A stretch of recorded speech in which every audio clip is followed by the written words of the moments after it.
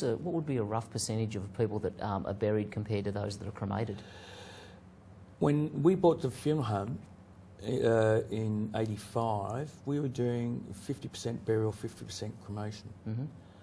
In the early 90s, late 80s, our crematorium came online, and we are now doing 76% cremations to 20-odd% Right. burials. Do you feel that's a cost thing, that people are looking at the cheaper option, or is it because there's ongoing fees with having a burial plot, and therefore it makes it cheaper, even cheaper over time? Good question. I want to pause there for a minute and just say is that in Australia, or in New South Wales at the present time, there are no ongoing costs with burials. Right. So that at the present moment in our cemetery here at Warragee and any in the Shoalhaven and Kiama and the Highlands, if you buy a cemetery plot, there are no additional costs recurring over time. Okay. There is a state review committee where they are looking at that, where they're thinking of trying to regenerate the ground or reuse the ground every 25 years. Right. But the family will have an option to buy the rights for the next 25 years. Okay. If you look at Rookwood, for example, that is one of the largest cemeteries in the whole of the world. Okay. But only less than 60% of it is used, because the families have bought 10, 12 graves and they used one, and they can't find the person who's got the other 11. Right. And as you know, we've got a whole heap of things happening in New South Wales now as they're running out of burial sites. Where are we going to go? Yes. Don't know. People hear a lot about funeral insurance, and it's certainly probably a big area nowadays with the insurance companies. They seem to be certainly pushing it on TV. Give us an opinion on funeral insurance, pros and cons. Just let me get a brochure, I won't be a second. One of the brochures that I tend to give out to families, it's put out by a company who operate funeral plans, but it's all giving funeral options. Okay. There are really 4 options for investment in funerals. One is we have funeral bonds, which is where money is invested in a bond in a funeral company with not funeral directors. They don't trust us. Okay. So federal law says that it's got to be invested with set companies that are monitored and checked out over the years. Okay. That money is there, and it can only be drawn down when the funeral happens. Right. That can be an investment up to $11,000. Another method of investing is with the funeral director is prepaying the funeral.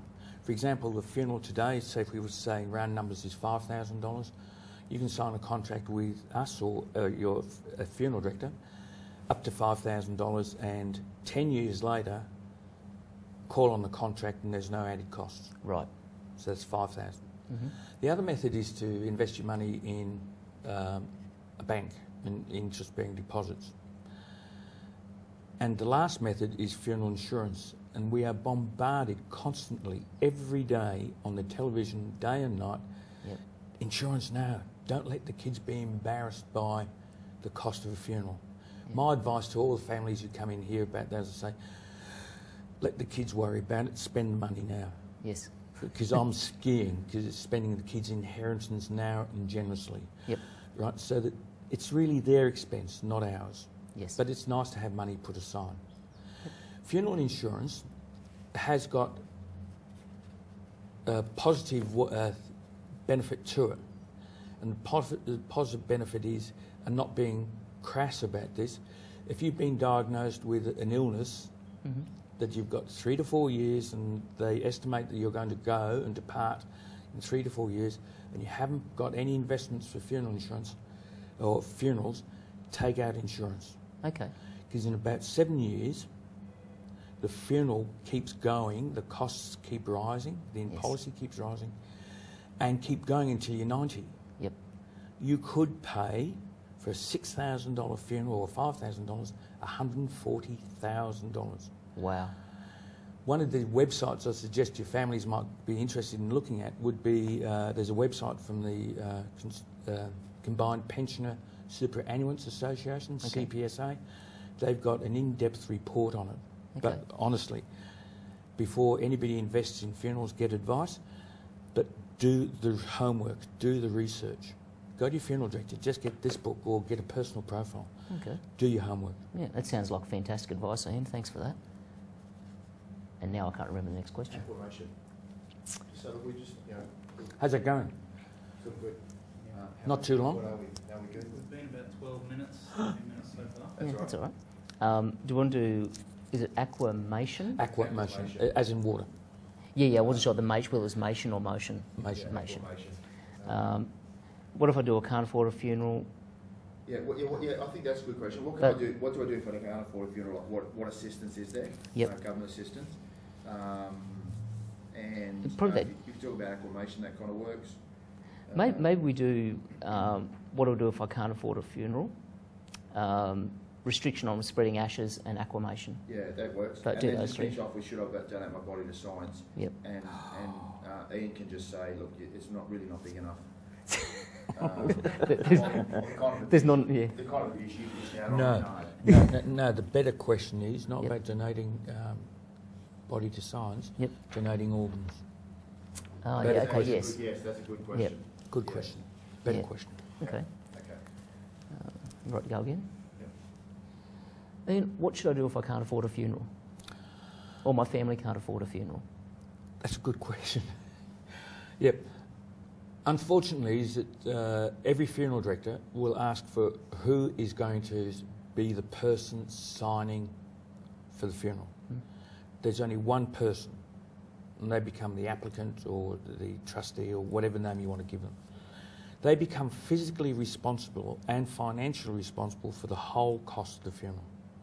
If it's $5,000 and you haven't got the money, the first thing you look at is whether the deceased person has got an estate or anything of value to sell.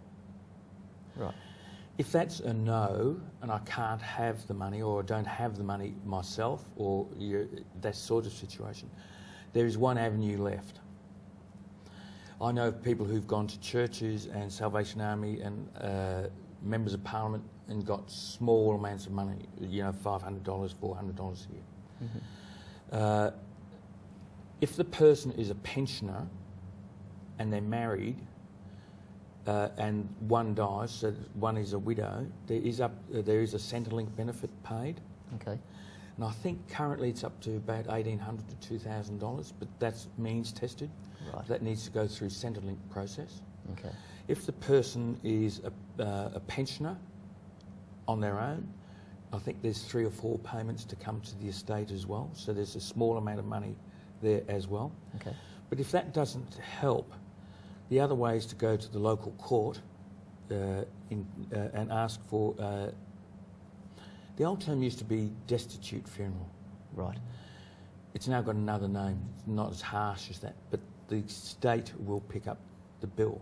Okay. But having said that, we all know the state of the coffers of New South Wales. You can't have bells and whistles. You don't get a choice of coffin. You don't get a choice of flowers. You don't get press notices. It is a very, very minimalistic funeral. Right, okay. With cremations, is there any restrictions on the spreading of ashes? And this not just in New South Wales, but is there any sort of regulation Australia-wide or that you know of or that you can fill us in on?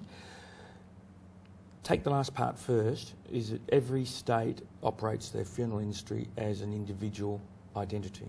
Okay. So that I'm familiar with New South Wales and vaguely familiar with all others. Mm-hmm. Law states that when the person is cremated, the ashes still have identity. Right. So it's just not ash anymore, it is Aunt Maud. Yep. So the family has a choice of what they want to do with Aunt Maud's ashes. Okay. Some people put them in memorial walls, some of them put them in graves, some people put them in the backyard. I'd like to temper that in the backyard because what happens if they sell the house? Sure. Does Aunt Maud go on a journey or have they forgotten that Aunt Maud's down the back? Mm. A bit of caution there. Sure. Other people say, oh, just scatter me to the 4 winds. That's okay to do that too. Make sure though that you're standing upwind and not downwind. Other people say, scatter me on the golf course. Yes. People don't like that, especially golfers. Yes. Some golf courses, though, do have a special area where they scatter the ashes and they've got a little tiny plaque. Okay. It's horses for courses. I know of Kembla Grange, for example. They scatter ashes by request, but you just can't go out and do it. Right, yes. But rangers only work from 9 till 4. Prudent advice. Yeah, be careful. Yeah. The term aquamation, can you explain that to people? It's a term that I certainly don't know much about until about half an hour ago, but if you can give us a bit more of an insight there. Aquamation. New process. Trying to become environmentally friendly for the earth, because as we know, we're talking about carbon, we're talking about mercury coming out of funeral stacks at crematoriums, we're talking about gases and all that sort of stuff, and heat and energy. Yes. Aquamation is a process where we are placed on stainless steel tray in pure cotton and placed in a high pressure steam vessel. Right. Our body then is subjected to high pressure steam and caustic soda and other chemicals. And what it does is dissolves all the flesh, all the biological stuff of us. Yes. So after the process, all that's left is a very bleached skeleton. Okay. And the process now after that is the skeleton is then compounded in, through a process into ashes. So you finish up with ashes again. Okay. There's one tried in Queensland, in near the Gold Coast. It was a failure, and environmental issues. Yeah, it's a 45-minute presentation on its own. Okay. There are 2 in the States operational. Hasn't taken off. Very costly to install. A very I was going to say caustic process, Yes. but a very hard process for us to understand as human beings, because it's not a natural process. Right. Cremation is a natural process because the Vikings used to do it, put me in a dinghy and send me out to sea. Yes. The Indians do it. Yep. Cremation, burial, natural. Mm-hmm. Aquamation is not natural. Right, okay. Personal opinion, Yeah. I don't think it's got legs. Right, okay. Oh, well, thanks for the information, thanks for the insight. Donating organs, an organ donation, donating the body to science, but let's look at donation of organs. Let come back just quickly to donating to science. Some people say, Mum wanted Aunt Maud's body to be donated to science. If they haven't gone through the process through the universities to have the body actually donated to science, it's too late. Right. It's a year's process and it's just getting the paperwork. And you've got to have some sort of disease or condition that isn't common, Okay. Is rare. So if you want to donate your body to science, fine, do the paperwork, but do the research first. It could take you a year to do it. Right, okay. Coming back to donation of organs, very hard here in Shoalhaven because of the distance that we are away from Sydney. Plus, our driver's licences have got, I donate my organs to be recovered. Mm-hmm. That can be overruled by my family. Right. I could wish it. They say no, doesn't happen. Mm-hmm. The whole context of organ donation has to change. Okay. And the sad thing about donation of organs is that none of us know enough about it to want to do it. Right. I have had a friend who died, and to this day I know that there were 7 different people who are alive because of he said, I want my organs donated. Mm. So all I ask the people out there, give it consideration. Certainly, absolutely. Well, thanks, Ian. We really appreciate your time and Wray Owen for letting you give us some time today. We trust that you've got some great information there and a better insight into funerals and the whole process and the cost. Thanks very much.